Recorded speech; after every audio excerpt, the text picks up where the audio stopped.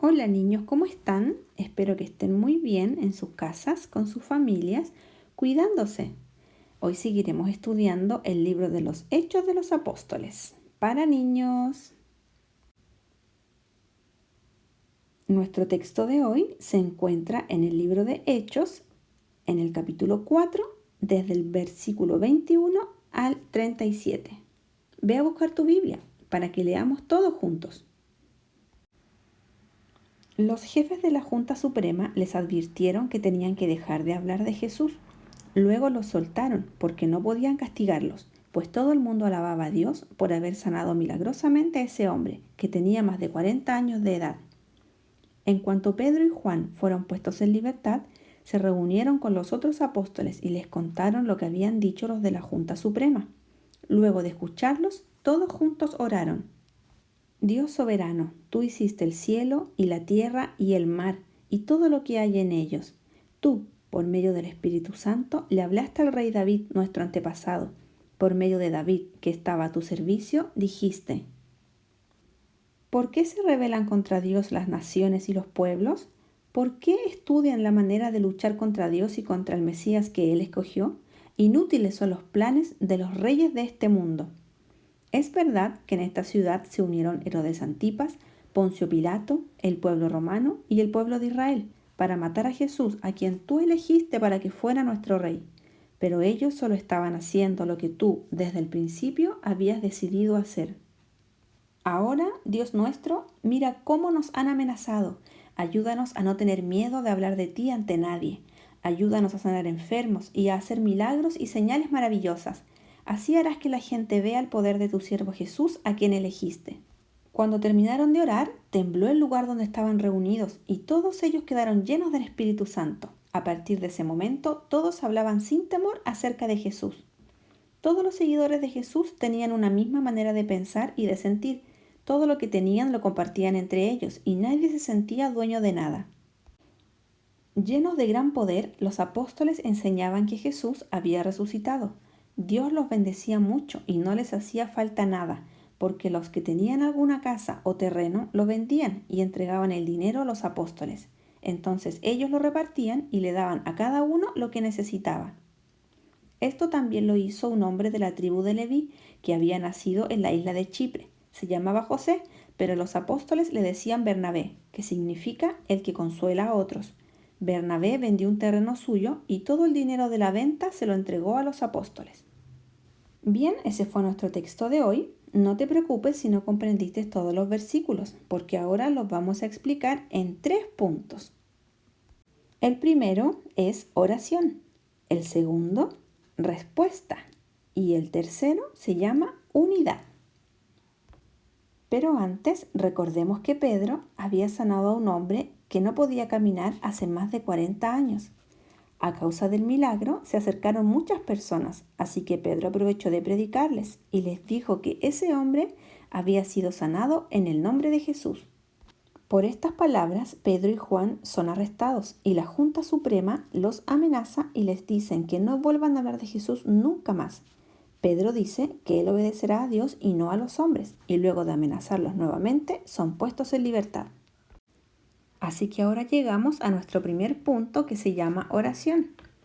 Cuando fueron puestos en libertad, Pedro y Juan fueron donde los otros apóstoles y les contaron todo lo que había pasado y que les habían prohibido que siguieran hablando de Jesús. Entonces ellos se pusieron a orar y lo primero que dijeron fue que Dios es soberano. ¿Recuerdas lo que significa soberano? Significa que Dios tiene el máximo poder y autoridad sobre todo el universo. Él lo gobierna todo, incluidas nuestras vidas.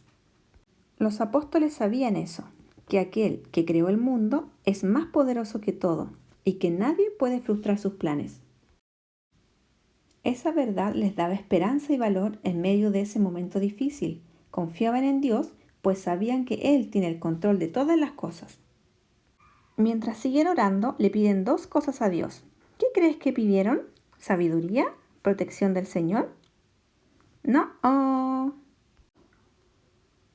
Ellos pidieron la capacidad de ser obedientes al mandato de Cristo de predicar el Evangelio y que Dios mostrara su poder por medio de señales y prodigios.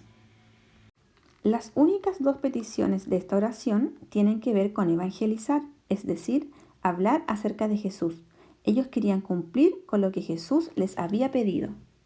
Y llegamos al punto 2 que se llama respuesta.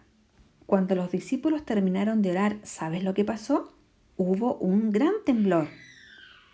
Dios respondió a la oración de los creyentes, primero con un temblor, y luego, a través del Espíritu Santo, los llena de poder para proclamar el Evangelio.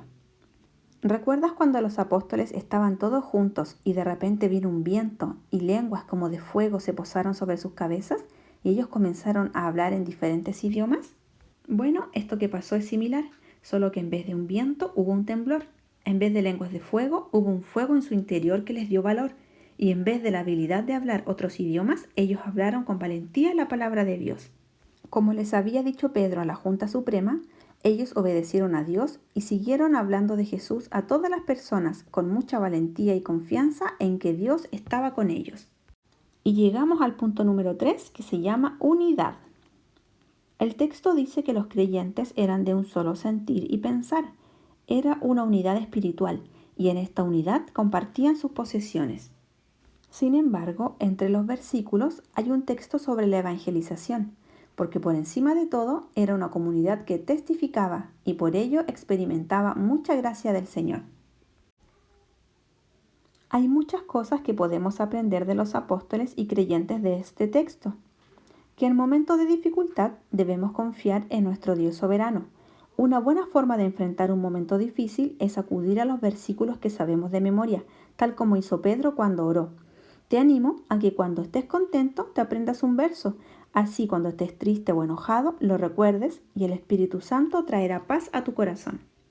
Otra cosa que podemos aprender de ellos es que nunca debemos dejar de hablar de Jesús.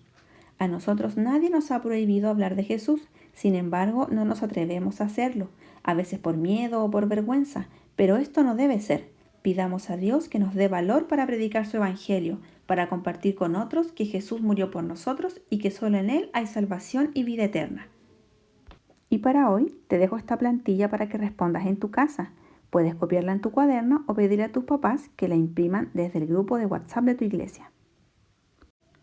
Señor Jesús, te damos gracias por tu palabra, gracias porque tú hablas a nuestras vidas y cada día nos enseñas algo nuevo. Te pido que podamos guardar esta palabra en nuestro corazón y que cada uno de los niños pueda meditarla y recurrir a ella cuando la necesite, Señor. Gracias por Jesús, nuestro Salvador. Amén. Chao niños, hasta el próximo domingo.